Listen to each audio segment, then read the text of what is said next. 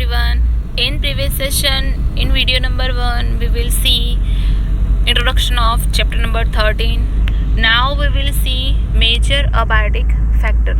You all are aware about major abiotic factor like temperature, light, water and soil.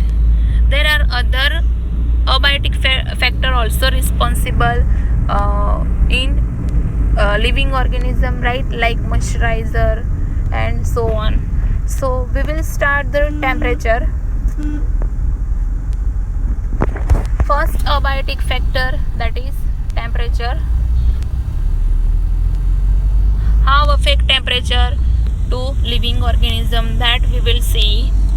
Temperature is the most ecological relevant environment factor. You are aware that the average temperature on land varies seasonally, decrease progressively from the equator towards the poles and from plains to mountain tops. कि धीरे धीरे temperature top में mountain के top level पे जाए तो temperature कम होता है. Same way it range from sub-zero level in polar area and high altitudes to more than 50 degrees Celsius in tropical deserts in summer. आपको पता है कि कच्छ का जो डेजर्ट है उसमें आप समर में जाओ तो टेम्परेचर 50 प्लस होता है. So there are however unique habitats such as thermal spring, deep sea hydrothermal vents where average temperature exceed 100 degree Celsius. Means के थर्मल स्प्रिंग और हाइड्रोथर्मल वेंट्स में कभी कभी टेम्परेचर 100 प्लस हो जाता है. तो जस्ट इमेजिन कि वहाँ जो भी लिविंग ऑर्गेनिज्म रहते होंगे वो टेम्परेचर से एडेप्ट होंगे. It is generally knowledge that mango trees do not and can not grow in Canada and Germany, right. So this is the reason कि मैंगो ट्री को टेम्परेचर ज़्यादा चाहिए बट जर्मनी और कनाडा में temperature कम होता है. That is why they can't grow in temperate country like Canada and Germany. Snow leopards, same way हम snow leopard की बात करें तो snow leopards are not found in Kerala forest and so ये एग्जाम्पल आपको याद रखने हैं. Snow leopards, Kerala forest and tuna fish कि ट्यूना फिश जो है that is rarely caught beyond tropical latitudes in the oceans. You can appreciate the significance of temperature of living organism when you realise that is affect the kinetics of enzymes. आपको पता है कि enzymes का function क्या है, it increase rate of reaction. तो अगर temperature proper नहीं मिल रहा है रिएक्शन को, एंजाइम को, तो वो जो रेट ऑफ रिएक्शन जो बढ़ाता है एंजाइम वो नहीं होगा. Through it is the metabolic activity and other physiological function of the organism. Enzyme जो है वो प्रॉपर फंक्शन नहीं करेगा तो उसके रिलेटेड जो भी मेटाबॉलिक एक्टिविटी है वो भी प्रॉपर होगी नहीं. A few organisms can tolerate and thrive in a wide range of temperature. They are called eurythermal. कि जो ऑर्गेनिज्म, ये डेफिनेशन आपको आ सकती है कि ऐसे ऑर्गेनिज्म जो टेम्परेचर की रेंज वाइड हो, मीन्स के ज़्यादा टेम्परेचर है हो तो वो सर्वाइव कर सकते हैं. That is called eurythermal. And other organism they are tolerate narrow range of temperature, that is called stenothermal. So आपको ये दो डेफिनेशन याद रखनी है कि अगर टेम्परेचर का रेंज ज़्यादा हो तो that organism known as eurythermal and temperature narrow range का हो and they tolerate that temperature, so that organism known as stenothermal. The level of thermal tolerance of different species can determine to a large extent that geographical distribution. Means कि geographical area कौन सा है उसके related, उसके ऊपर depend है कि कौन से ऑर्गेनिज्म कितने टेम्परेचर को टॉलरेट कर पाता है. Then water, another abiotic factor, that is water. You all are aware about water कि water के बिना लाइफ नहीं है, वो चाहे प्लांट हो, प्लांटी किंगडम हो या फिर एनिमल या हो, right.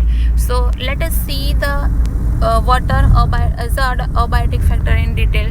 Water is another the most important factor influencing the life of organism. In fact, life on earth originated in water. कि ये टेम्परेचर के जैसे वाटर भी मोस्ट इम्पोर्टेंट फैक्टर है ऑर्गेनिज्म के लिए. इवन आपको पता नहीं होगा कि सभी लिविंग ऑर्गेनिज्म जब शुरू हुई, ओरिजिन हुई, तो वो वाटर में से हुई. And it's is unsustainable without water. आपको पता है कि वाटर के बिना एक दिन भी नहीं निकल सकता. It's availability is so limited in desserts. आपको पता है कि डेजर्ट्स में बहुत कम वाटर अवेलेबिलिटी है. दैट इज़ बाय डेजर्ट में ऐसे लिविंग ऑर्गेनिज्म ही स्टे कर पाते हैं जो वाटर टेम्परेचर ज़्यादा हो वैसे, और वाटर कम हो तो वो टॉलरेट कर पाए वैसे ऑर्गेनिज्म ही स्टे करते हैं.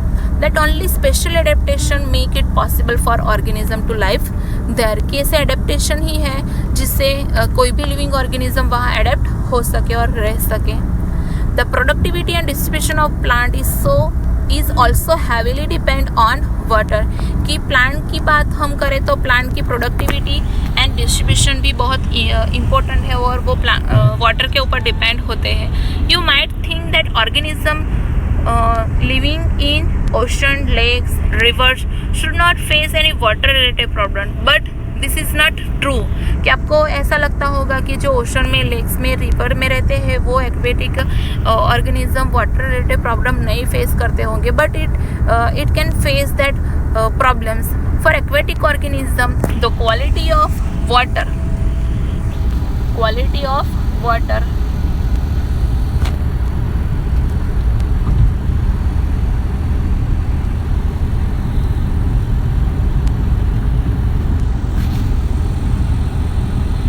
वाटर कंपोजिशन क्या है, उसमें केमिकल कंपोजिशन क्या है, पीएच क्या है, उसके ऊपर डिपेंड होती है कि कोई भी एक्वेटिक ऑर्गेनिज्म उसको टॉलरेट कर पाता है नहीं. The salt concentration is less than 5 in inland water. ये आपको कॉन्सेंट्रेशन याद रखना है कि सॉल्ट कॉन्सेंट्रेशन कौन से एरिया में कितना हो सकता है. Salt concentration less than 5 in inland waters, 30 to 35 in sea, and more than 100 in hypersaline lagoons. So some organisms are tolerate a wide range of salinity, that is called urethane. जैसे हमने temperature में देखा था वैसे ही अगर salt concentration ज़्यादा tolerate कर सकते हैं, दैट ऑर्गेनिज्म नोन एज यूरेथाइलाइन, और that organism which can not control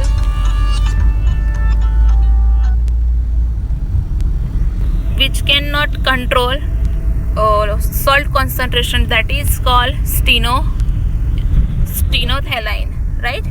Many freshwater animal cannot live for long in a sea water and vice versa because of the osmotic problems they would face. So many animal also can face that salt concentration के related कोई problem होता है वो face करते हैं, but उस अपने हिसाब से वो मेंटेन भी कर देते हैं, राइट. सो ये हो गया water as a abiotic factor. Let us see next abiotic factor, that is light.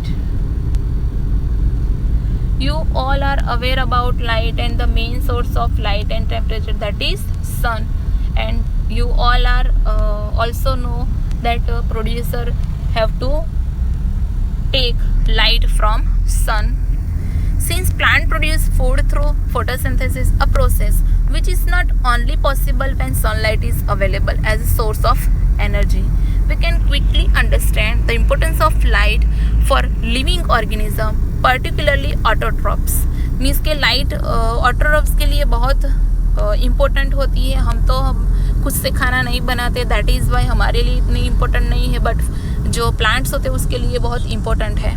Many species of small plants like herbs, shrubs growing in forest are adapted to photosynthesis optimally under very low light condition because they are constantly overshadowed by tall canopied plants. Means के जो shrub and herbs होते हैं desert forest में, तो वो optimally photosynthesis कर पाते हैं. एडेप्टेशन है उनके पास, बिकॉज वो कंटिन्यूसली शेडेड होते हैं किससे, टॉल प्लांट से, टॉल ट्री से, right. Many plants also depend on sunlight to meet their photoperiodic requirement for flowering. कि आपने ये फ्लावरिंग फोटोपीरियोडिक रिक्वायरमेंट आपने सुनी होगी चैप्टर नंबर 15 स्टैंडर्ड 11 की different plant require different light, right. Many animal too light is important in that they use the diurnal and seasonal variation in light intensity and duration as cue for timing their foraging, reproductive and migrating activity. कि animal के लिए भी light बहुत important है, because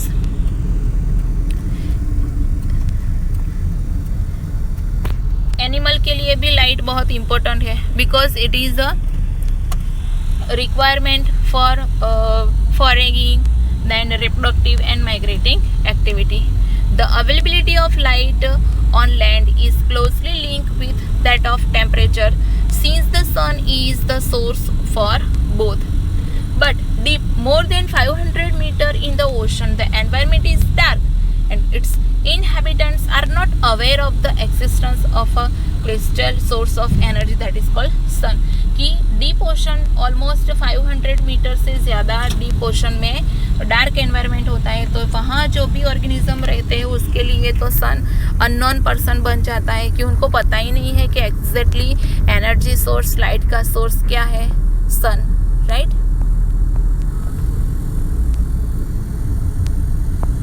next and last factor that is soil for plant growth, right. बहुत important है soil as a abiotic factor. The nature and properties of soil in different place vary. It is dependent on the climate, the weathering process, whether soil is transported or sedimentary, and how soil develop occur. कि soil different location में, different area में different type की होती है. That is why different crop production different farm में होते हैं, right. वो फार्मर को अच्छे से पता होता है. Various characteristic of the soil such as soil composition, grain size, aggregation, that is determine the percolation and water holding capacity of the soil. कि ये जो soil के कैरेक्टर है, soil composition, grain size and aggregation, वो determine करते हैं soil के percolation and water holding capacity को. कि soil में water को होल्ड करने की कैपेसिटी कितनी है वो डिटरमाइन होती है. और percolation मीन्स कि soil से सम सिक्रेशन होते हैं, वो सिक्रेशन कितने अमाउंट में होंगे वो सॉइल के कैरेक्टरिस्टिक पे डिपेंड होता है. This characteristic along with parameters such as pH, mineral composition and topography that is determine to large extent the vegetation in any area. की अदर कैरेक्टर्स, ये जो कैरेक्टरिस्टिक है वो सम पैरामीटर के साथ डिपेंड होते हैं, फंक्शन करते हैं, like pH, mineral composition and topography. This in turn directs the type of animal that can be supported. Similarly, in aquatic environment, the sediments characteristic often